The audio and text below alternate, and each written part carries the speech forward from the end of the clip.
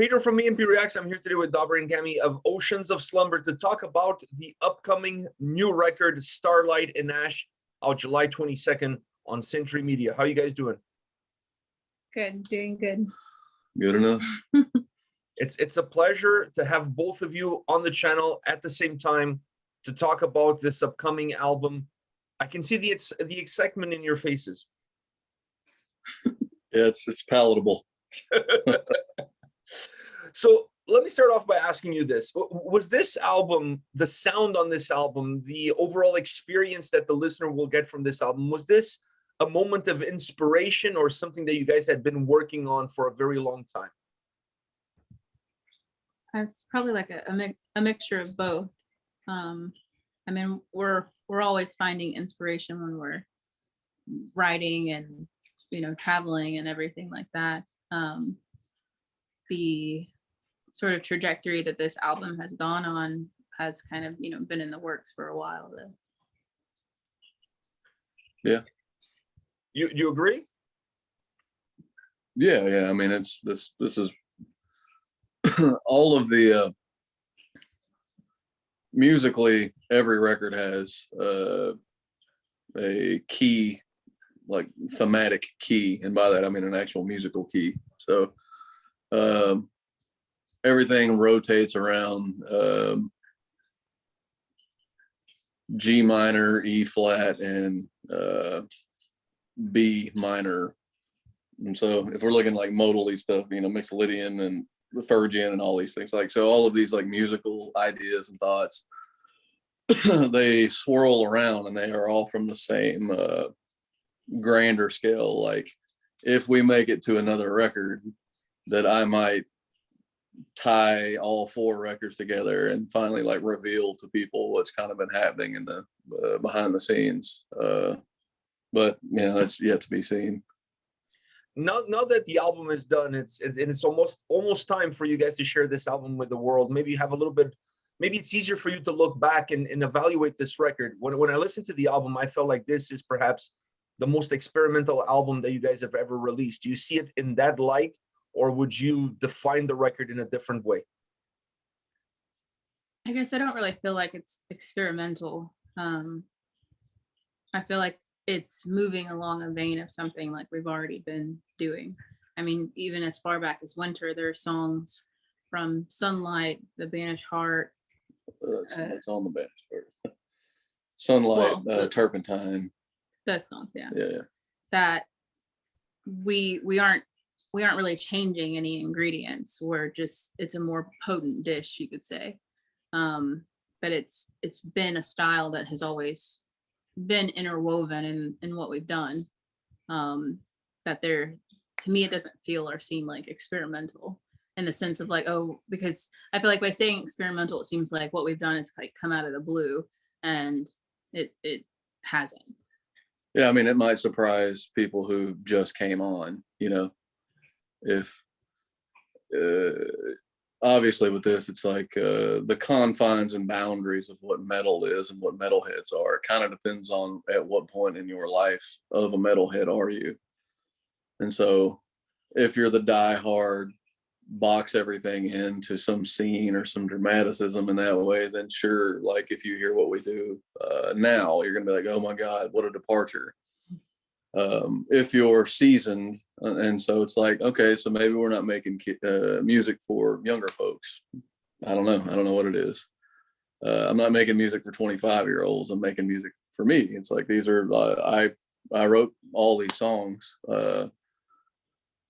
with the exception of Starhalter. I wrote everything about these songs. I wrote almost everything about the songs on the last record, most of the, you know, a bunch of the songs on Banished and all that. It's like, we are not following any kind of scene. We're not following a trail. There's nothing about any outside influence that really dictates what we're doing. This is, every record is an interpretation of what we're going through or what life has handed us so far, or the idea of what has gone.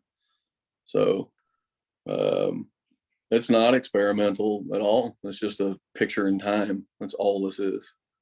a step in the direction that you've been taking with the band all along? Is that how you see it? Just a different step, but a step nevertheless. Yeah, because this band is a vessel of ours. It's not again, it's not a line or a trip that an outside person, we have some fans that are pissing and moaning about stuff, and it's all like, well, then you're not fans because you don't know what it is we're doing. You're walking into a conversation that's been happening and you're trying to interject and you have no idea what the fuck we're talking about. So it's basically that. I mean, everything that we do is a step in the natural progression of what the band is, and everything that we do outside of the band, it's some enigmatic lumbering force that just happens to be a band in this case between the two of us, but everything in our lives changes in the same way. These are evolutions, and it's not a modality that we're not familiar with. It's not like we've done something and we don't know how to make this style of music. It's all we're masters of what we're doing now, all the same as what we were doing before. Yeah. I just want to go back to the word experimental. The way I meant it, I didn't mean like this album is completely broken out of the mold of what Oceans of Slumber is. I just felt like you guys have been giving us breadcrumbs along the way, and now on this album, perhaps we're getting the full loaf of bread. And from that perspective, felt a little bit different, because we haven't, at least from my perspective, I have never felt this way about an album, and I've never listened to an album like this from Oceans of Slumber. I mean, you guys took it, in my humble opinion, and correct me if I'm wrong, but you guys took me on a journey with this record where you pushed the sound almost to the boundaries of an acoustic record unplugged without being acoustic record and unplugged, but the mood that you get from that style of record was present on this album. Sure. I'll take that. Yeah, I mean, it's like, the song Just a Day is one of the heaviest songs we've ever written. And it is heavy guitars, and it is insane distorted sub-synthesized sounds and everything else. It's just different for people. It's just different for what most folks are consuming and what they're listening to. And and it's like, sure, I guess there's not many acoustic elements on this. If we're comparing something that's based a lot more out of not so distorted guitars and piano work and things like that, then yeah, but it's not meant to be, it's not meant to be a parlor thing. It's like the record is fully meant to be large scale stage, big, powerful. Like, if anything else, it needs a full choir behind it. You know what I mean? And it's like, that's if I was going for anything, I was going for that. I want to have something like a heavy revival for people. We've played one show with songs off the record, and then it was like an entire drunken night of consoling old school metal people in our hometown because everybody got so goddamn emotional about what it is that they had heard, and her, obviously, and the performance that she gives. And and it's like, we just don't do that in metal. And I've done that my entire life, and that's what music's supposed to be. That's supposed to be the grounding, the connective factor. We make large family dinners for our extended family here. We do big get-togethers. We do all of these familial type things, and we write music in the same way. And do you look at this album considering what it is currently, and do you ever think about what it could even become in the future in terms of, I know you said this album is not acoustic. I don't think it's an acoustic album, but it gives you that same emotional feeling. That's where I was coming from. Do you think that this is an album that down the road one day, the impact that it's going to have on the fans, on the band, it feels to me like it's one of those defining records. Do you think that this is an album that in the future could grow legs and become even something bigger than what it currently is?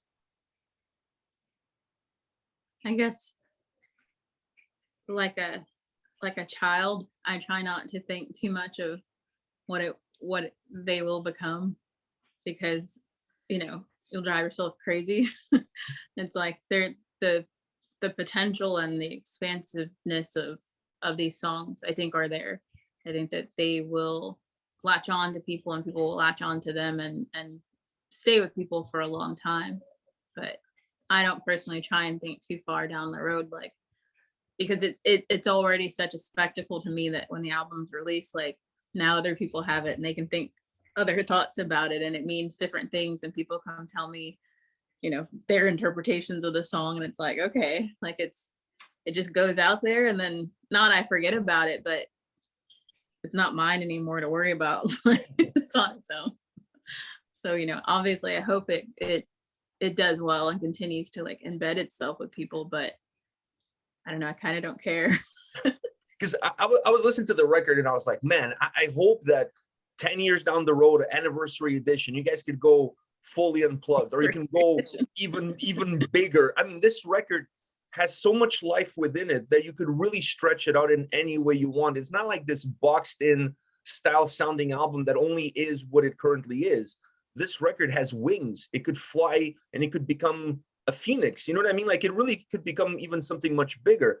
And I just was wondering if you guys ever had that in the back of your mind once you look back and saw the final product. Well, sadly, I think that we're going to be that band that's 10 years from now a lot bigger than we are now. And because now where we are is uphill battle, struggling along, trying to make shit happen, nose at every fucking corner, because we are different, and the paths that we are on and are pushed down constantly, and the places that we're put tell us no a lot more than they tell us yeah. And so in due time, this record has got perfect marks out of a lot of really big publications. We've won a lot of album of the months for this record through a lot of big publications and very surprising publications. And still at every waking moment, it's a no for festival appearances, no for all this kind of shit. It's hard. It's hard for a band like us to tour with somebody. Who do we fucking tour with? We don't just fit in. I mentioned on a video before that you guys are the Opeth of North America, in terms of we're not though. But in terms of how creative you guys are, because I feel like you guys, just like Opeth, are very hard to box into a specific style. Like you guys have a sense of diversity in what you offer. Is that what you see as being the issue that causes these issues? Not being able to put you guys in a box under one umbrella? I mean, yeah, when it comes down to, finding someone to tour with or doing a festival, it's not because we've mixed too many things together. It's because we are our own thing, like, entirely. And when, that just makes for a lonely representation of a style. Well, and we're a particular type of band. We're not a happy, upbeat band. We're a buzzkill fucking band, Our songs are serious, they're sad, they're big, powerful, epic things.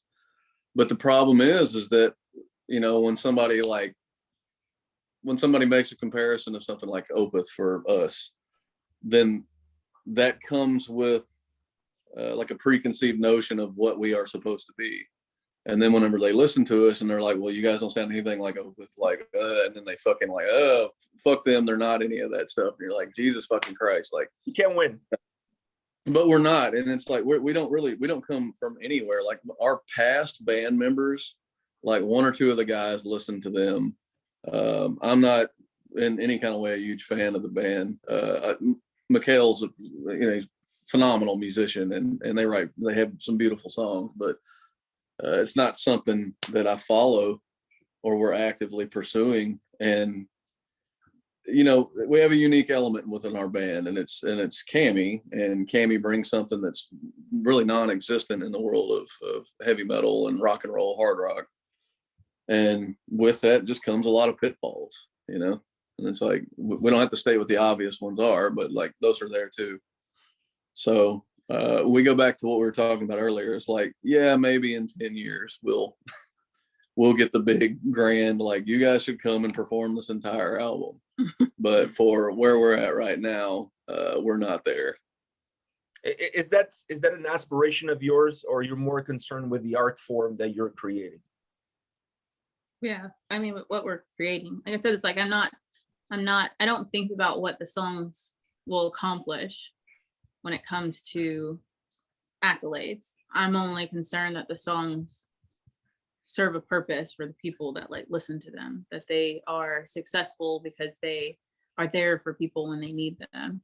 Like, I really don't think about, you know, like I said, like the tour or the 10-year anniversary or like the power of the song in and of itself. It's like the song in my mind, it leaves us and it spreads out and then it lights up everybody else, and that's it. You know, that's up, what you're asking, I feel like is up to everyone else to decide, not us. Yeah, for us, it's a purging. Yeah, it's like get it out and get it away from me. It really is. I mean, it's a particular time and it's a moment, and then it's caught, and then it goes away. And if you're lucky, you get a band that, like us, is that we play the songs live. There are adjustments to the songs. There are changes within the songs. There are live elements of it. We don't do click tracks or backing tracks or any of that. And it's like, you know, there's a life to it because every day is unique and every day is new. And it's like, how do you feel this day? And when I go to watch bands, I want to see the personality of the band. I don't want to see a verbatim recreation of things. Like, it needs to be better, honestly. It's, you know, and then for me, it's about vocals. You know, it's like, I play in black and death metal bands too, and that's about other things. But, you know, in my case, what I truly gravitate towards is about vocals. And yeah, that's the most primitive, carnal, expressive tool that we have, and it's a gift. And so when we have gifted vocalists, we're indebted to what that is, and we want that. And it's, you know, it's her, I mean, you know, Tom England and stuff, all the tropes of now, obviously, Jorn Londa and you know, person after person on this. You know, sadly, there's not a lot of great vocalists anymore. There's just not. But there can't be. Why? If there was, then everybody'd be fucking singing. They'd have goddamn band out the airwaves. We already have clouded everything because there's 10,000 songs being released a fucking week. So yeah, it's about the artistry, man. That's all it is. So on the note of the vocals, I would, once again, going back to my experience listening to this album, because I think it's your album, but the moment you put it out there, it becomes our album, and we all have our own, you know, personal baggage that we bring into the listening experience, which then going to define what our listening experience is. And when I was going through this record, I felt like you guys created a collection of love letters to Cammie. Like, each song is a love letter to her, but a love letter not in the terms of writing a love letter in that sense, but in terms of bringing the best out of your voice and out of your range. And that is what the love letter represented to me with each and every single track. Do you see the album from that perspective when you have such a vocalist? Well, are you saying that to you, every song let her sing in a particular way, and that the delivery of what she did? Every song allowed her to be as natural as she could be, almost like to the point that it feels like you're not even singing, you're just talking to my soul, directly to me. So it had that warmth, that soul, that, you know, that element of R&B, elements of jazz in it that are so particular to the person who's singing, that you have to be almost not just an incredible singer, but you have to have a genius behind you that writes the songs that allow you to be that incredible singer and not have any boundaries to it, just be completely free. And that is the sense that I'm talking about love letters. Okay, because you said something about that in a post I saw, and I was like, man, like, I got to let you know, the whole record is about personal stories and childhood trauma, and how in reflective ways, and it could be in the first person, third person, or however, and it's like the entire record was inspired by mother child, father child types of things. And I think that the reason why she was able to sing so deeply and passionately is because she's delivering a story of real a real story, and every one of these songs is inspired directly by things that have happened to us and other bandmates and things. And so there's fucking abandonment, you know, weird abuse stuff, all, you know, everything that you could ever fucking possibly think of that most people have gone through or experienced.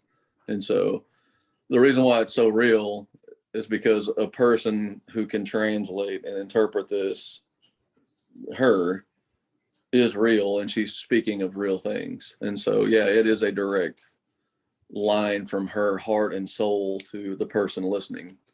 And that's what the shit's supposed to be, though. That's what we're missing, or to me, it's like, why am I, you know, my up and downness about everything with the band, especially. It's all like, you know, for me, it's like at almost any moment we could be like, fuck this, we're out of here. Like, tired of fucking trudging up a hill. We're tired of trying to run a game against the popularity networks and all these kind of things. And it's all like, there's these things are so ultra personal and real that, you know, it's not easy to make these types of songs, and for her to sing this type. And I can't just answer for her, I'm saying her, but you know, it's I can explain this thing because it's my band, and there's nobody better to sell and explain my band than me. There's nobody to deliver better about what this is than her. And you know, what would you say on this? The songs for this album were made so that my voice could be the defining instrument on them. And these were my favorite kinds of songs to write, because I want to, like, if I'm becoming better at my craft, part of my craft is not just my voice, but like the lyrics that I write, my songwriting. And I want to get better at telling a story, and I want to get better at telling other people's stories. And I want to write music that strikes a chord in a way that it resonates with everyone, because it speaks to that human experience. And so it obviously makes me happy that that's how this album, you know, resonated with you, because that's the whole goal. Like, that's what it's meant to be. That it's not about singing well. You know, for me, when I'm in the vocal booth, if I can feel it, then and I'm experiencing the story that I feel like is in the song, then I feel like I'm doing well. It's not about hitting the right note or having like a perfect voice. It's like, I guess I kind of rarely ever think of my voice like that. I only think of it's like, am I expressing the emotions that I need to get out, because I feel them in the moment of singing it. And so I feel like we've captured that on this album, and the emotiveness of what was behind these songs is at the forefront. And for me, that, you know, that's perfect. That's the takeaway that it's meant to have. Well, in the vocal area, we went to a place that nurtured recording. Like, they take recording as seriously as let's say I take music. And it's like, this place lives and breathes music, and it's the highest level of everything. Paul McCartney, Iggy Pop, Elvis Costello, anything you could ever think of. Goddamn Sesame Street records there monthly, you know. And our friend Joel, who did the record, who made a real record that sounds unlike anything that came out this year. In the vocal booth, in one of their booths, they have this note that's in there always, and they put it by the hearback system. They put it on one of the mic stands. They put it somewhere, and it says, "Why are you singing this? Remember why you're singing." And it's like, it's not about you getting in there and trying to do runs and impress people with your ability. And it's to remember why you're here. You're here to deliver this in the best way that you possibly can, the most honest way that you possibly can. And that's all that's important. Considering all of that emotional backdrop that the album has, was this a challenging album to put together compared to the previous records? No, I feel like it came together really fast. And for me, I feel like this album was the most like succinct idea from start to finish of like, the storyline. I mean, in my mind, this album exists as this entire fantastical place of, you know, there's just a whole town that exists in my mind that this album is the soundtrack to. Well, it's almost like the band didn't exist before this record. Yeah. That everything before this was toiling around and trying to make things. And, you know, we've been we're going to re-record The Banished Heart because that song didn't get the exposure that it deserves. I mean, that song is absolutely fucking incredible. And we were going back through it, and I was like, here's a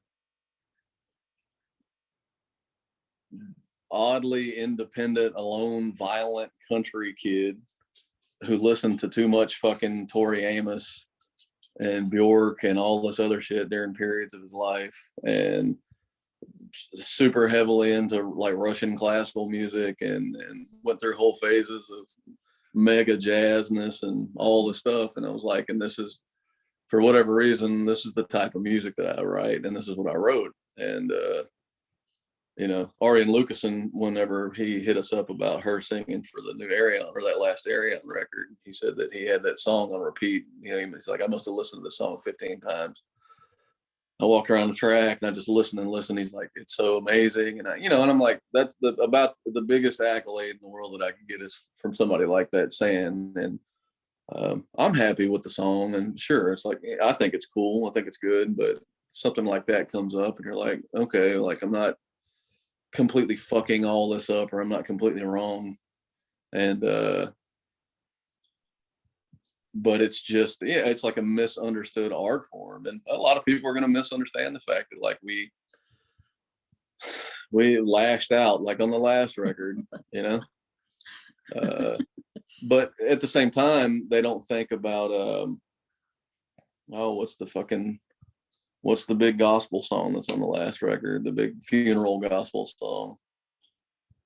Yeah, it's one of the later ones, and I don't remember the damn song. It's super slow drums, big pounding pianos, and all that shit. Red Flower. You know, it's like the Red Flower and Colors of Grace and all of these things. It's like, yeah, we always had a lot of that in us. I can go play a Necrophire or Malignant Altar for brutality and all this shit now, and it's like, you know, the focus needs to be on what it needs to be, and it's her incredible voice and singing. And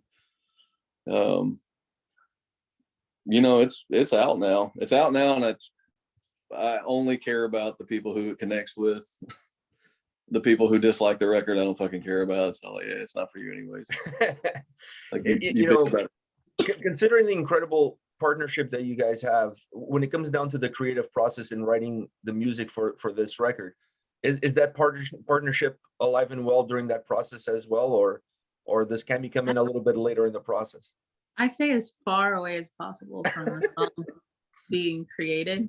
And then I ignore as long as possible that the songs have been created, and then I write to them completely alone and shut off and frantically and pissed off and in a manic state, and then the album's done. It's a violent birth is what I tell her. It's like a sick animal that has like go hide somewhere to like purge the fever, and then I come out and it's like, will this do? Is this good?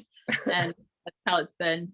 I had a lot more time working on these last songs because it was like pandemic times, and so I did learn from this last album like writing cycle too, that it is a lot less stressful to spend more time with the songs. I still don't want to particularly be a part of them being created, because if I hear something or I like something and it doesn't like stay or gets changed, then my mind, it's like as soon as I hear the song, my mind is creating a melody, and so I don't want to be too married to a idea, and then it, you know, it doesn't work out, and then it's hard for me to work backwards or to undo something that I've already kind of ingrained in wanting to sing it a certain way. And so they're pretty much, you know, all finished and laid out before I listen to them. They'll have existed for at least a week before I open the Dropbox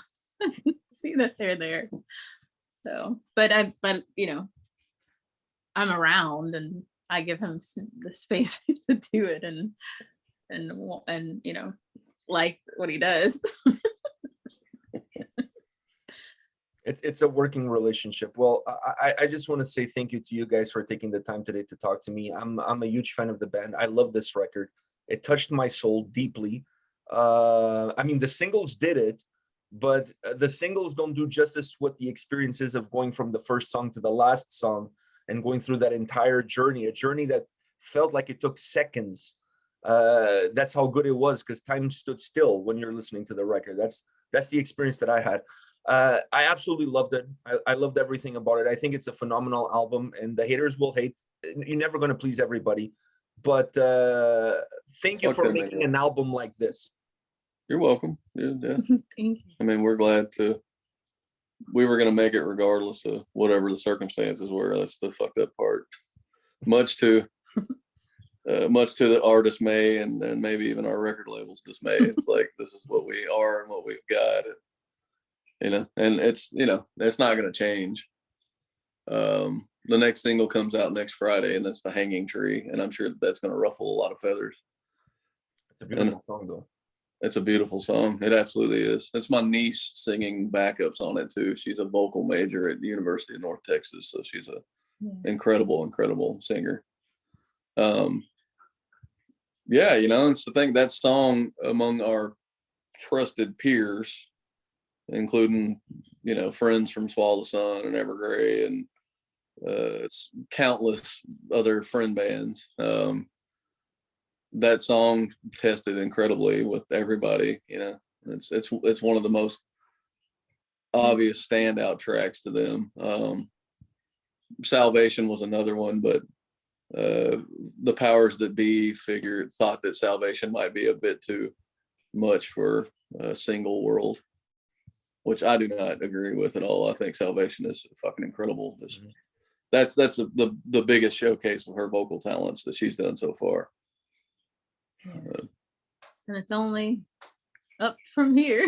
Yeah. Let's hope for that 10-year anniversary tour where you guys get to do the album from start to finish. I'm keeping my fingers crossed. Once again, I want to thank you for your time, and I cannot wish you anything but the best in the future in your personal lives and your music careers. I'm a big fan, and thank you very much for taking the time. I really appreciate it from the bottom of my heart. We wish that to you also. Thank you. Best of luck with the channel still and everything, man. So all the best to you and the boy and your wife.